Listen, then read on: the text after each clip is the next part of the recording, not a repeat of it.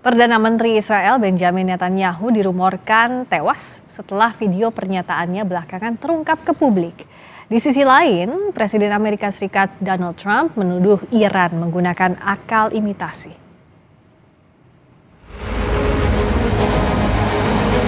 Perang Iran dengan Amerika yang dibantu Israel jauh dari kata usai.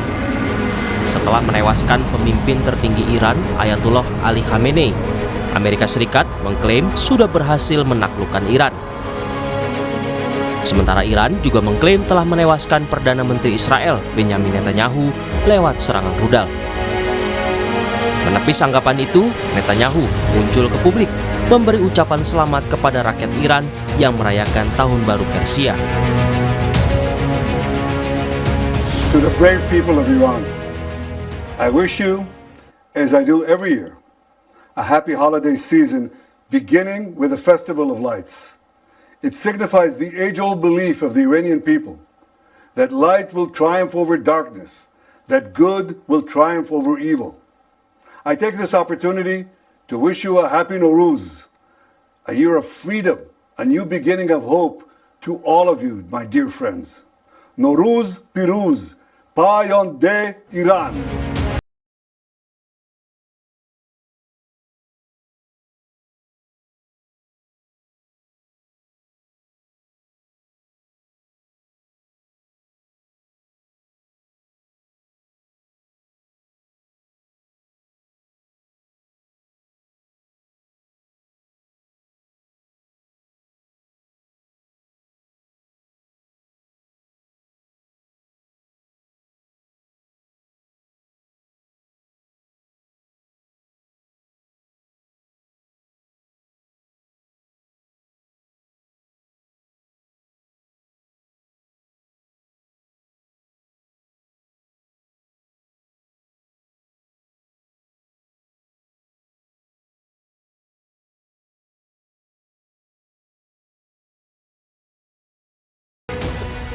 Lagi dari sisi seberapa natural gambarnya gitu, keasliannya. Ada gambar Benjamin Netanyahu di sana. Yeah. Di sana. Ini dari sisi perhitungan kami ini bisa dibilang 51% betul ya Mbak ya. Oke. Nah bahwa gambar tersebut gambar Netanyahunya betul, Yeah. gambar Netanyahunya. Baik, Tapi kita kalau nanti dilihat dari akan gambar animasi, ini animasinya 47%. Oke. Ujung kesimpulannya adalah bahwa gambar tersebut. Baik, terima kasih Pak Teddy. Ini 98% ini fake. Oke. Ya, yang 2% ini. Baik, Pak Teddy. Gambar tersebut adalah gabungan dari elemen nyata dan animasi. Baik. Meskipun, ya Mbak, satu poin sedikit ini ada Oke. singkat saja. Baik. Kami menggunakan cloud AI gitu. Publik mempertanyakan keberadaan Perdana Menteri Israel Benjamin Netanyahu pasca serangan balasan dari Iran yang ditujukan ke Israel. Pemimpin Israel ini dikabarkan juga absen dalam pertemuan Dewan Militer. Lalu di mana keberadaan Perdana Menteri Israel Benjamin Netanyahu dan seperti apa dampak absennya Netanyahu di tengah perang dengan Iran? Kita bahas bersama pengamat Timur Tengah Muhammad Hussein. Assalamualaikum warahmatullahi wabarakatuh, Mas Hussein. Waalaikumsalam warahmatullahi wabarakatuh, Mbak Rizka di sini. Larissa. Ya, Rizka, Mbak Rizka. Mas Hussein, ini kan menarik ya karena netizen berhari-hari menyoroti di mana Netanyahu sekarang. Nah, bagaimana untuk membaca situasi saat ini? Kalaupun memang masih ada kondisinya baik-baik saja, apa yang membuat warganet saat melihat video-video Netanyahu justru semakin tidak percaya? Ya, pertama ini adalah untuk pertama kalinya dalam 19 tahun masa Netanyahu menjabat sebagai Perdana Menteri Israel. Ini adalah masa terlama dia tidak muncul di publik dalam konteks seorang Perdana Menteri dalam yang menjalankan tugasnya seperti biasa, press release, kemudian juga hadir di pertemuan Dewan Keamanan dan berbagai aktivitas rutinitas lainnya, maka wajar kalau ada pertanyaan-pertanyaan besar di situ.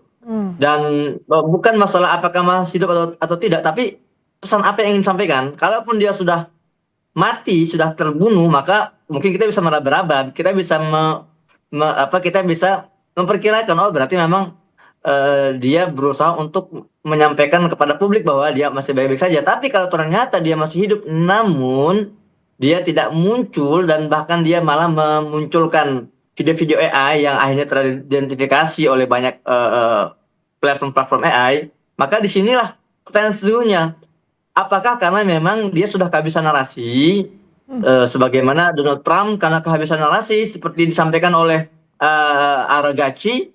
Donald Trump ini dalam 2 pekan terakhir ini menyebutkan narasi kemenangan selama 9 kali. 9 kali dia sampaikan kemenangan terhadap Iran. Ya. Ini sebuah hal yang menurut dia sangat kocak. Nah, namun apakah untuk Netanyahu tidak bisa seperti itu, atau dia menyadari bahwa narasi itu narasi kekonyolan, maka dia berusaha bersembunyi, atau nah ini penting yang mungkin jarang dibahas oleh teman-teman, bahwa Netanyahu ini sedang diburu oleh kasus-kasus dan skandal-skandal personal politiknya. Oke. Maka dari itu jadi dia tidak tampil ini untuk ya lagi-lagi untuk menghindari dari banyaknya pertanyaan atau skandal yang sedang memburu sang Netanyahu tersebut.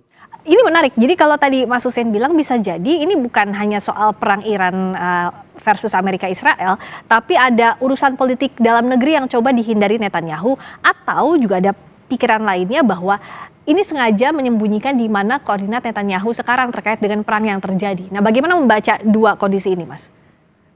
Iya. Satu dulu yang harus sepakati ya, bahwa kalau ada hari ini makhluk atau manusia yang paling tertekan di seluruh dunia adalah Netanyahu. Karena itu miskalkulasi yang terjadi ketika dia menyerang Iran, dan sekarang publik Israel ini sedang merasakan panik yang tidak pernah mereka rasakan sebelumnya. Bagaimana roket-roket Iran bisa dengan mudah membombardir seluruh wilayah Tel Aviv tanpa ada yang bisa mengintercept. Maka dari itu ini tekanan sangat besar. Kedua, yang dilakukan oleh Israel dan Amerika ketika menyerang Iran ini dampaknya ternyata tidak hanya kepada para pemukim ilegal Yahudi di Israel, tapi juga seluruh dunia. Di mana harga minyak juga semakin naik di atas 100 USD, bahkan diancam sampai 200 USD. Dan juga banyak hal lain, tekanan dari domestik, dari para politisi Israel sendiri, tekanan dari rakyatnya, tekanan dari dunia, ini membuat akhirnya si Netanyahu ini tertekan luar biasa dan dia harus memutar otak.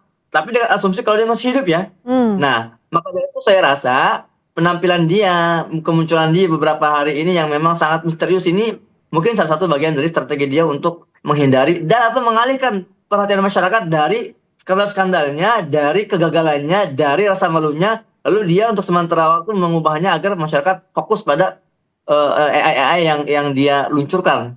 Karena sampai sekarang kan kita tidak tahu bagaimana konfirmasi pastinya kondisi keadaan yang sebenarnya dari Perdana Menteri Israel. Tapi bagaimana membandingkan di satu sisi PM Israel Benjamin Netanyahu kita tidak tahu di mana. Tapi di sisi lain seperti ada perang psikologis, perang urat syaraf, cyber yang ditunjukkan oleh Presiden Iran yang datang ke warga, menyapa warga di saat orang-orang mempertanyakan di mana lokasi pasti Netanyahu sekarang. Ya, sebetulnya ini bukan pertanyaan orang-orang ya, tapi ini sebetulnya adalah klaim dari Kementerian Pertahanan Israel yang mengatakan bahwa para petinggi Iran ini bersembunyi di terowongan-terowongan bawah tanah, di bunker-bunker. Maka dari itu pada hari Jumat yang lalu, di peringatan Hari Al-Quds sedunia, Ali Larijani yang merupakan Sekjen Dewan Keamanan Iran itu muncul di tengah masyarakat yang sedang merayakan. Artinya ini bukan hanya sekedar kemunculan rutinitas atau kemunculan normatif, tapi ini pesan yang sangat kuat bahwa kami tidak seperti kalian. Kami tidak seperti tentara-tentara Amerika yang bersembunyi di hotel-hotel di Emirat Arab, di Qatar. Kami tidak seperti kalian para petinggi Zionis yang bersembunyi di bunker-bunker. Kami melebur bersama masyarakat. Artinya ini menunjukkan bahwa mental kami ini mental yang memang pejuang. Jadi maka dari itu perang psikologi kalian itu tidak berpengaruh pada kami. Bahkan keberadaan para petinggi militer Iran di tengah masyarakat ini memberikan satu kesan di mata dunia terkait siapa sih sebetulnya hero yang patut untuk dilulukan oleh dunia, siapa pihak yang memang lebih siap dalam pertempuran ini, dan siapa pihak yang bisa dipastikan keluar sebagai pemenang berdasarkan adu atau terang-serangan perang urat syaraf ini. Terakhir singkat saja Mas, artinya dengan yang masih jadi pertanyaan di mana keberadaan Netanyahu ini bisa jadi menyudutkan posisi Amerika Serikat Israel berhadapan dengan Iran? Ini yang menarik ketika pemerintah Amerika sama sekali tidak pernah membahas tentang keberadaan Perdana Menteri Israel atau Netanyahu, padahal 2 pekan ini dunia sedang mencari-cari. Ya. Dan kita lihat banyak sekali kejanggalan-kejanggalan, maka ini kalau kami pribadi ya masih 50-50 antara dia mati atau dia menyembunyikan identitasnya. Yang pasti ada hal yang besar, hal kepanikan luar biasa yang sedang berusaha mereka sembunyikan dengan gimmick-gimmick dan gestur semacam ini. Nah, di mana pertanyaannya kita akan pantau, termasuk juga eskalasi yang terjadi di Timur Tengah sampai sekarang juga belum mereda. Terima kasih Mas Hussein, Muhammad Hussein, pengamat Timur Tengah, telah bergabung di Sapa Indonesia Malam. Selamat malam, Mas. Iya, sama-sama. Kami akan segera kembali.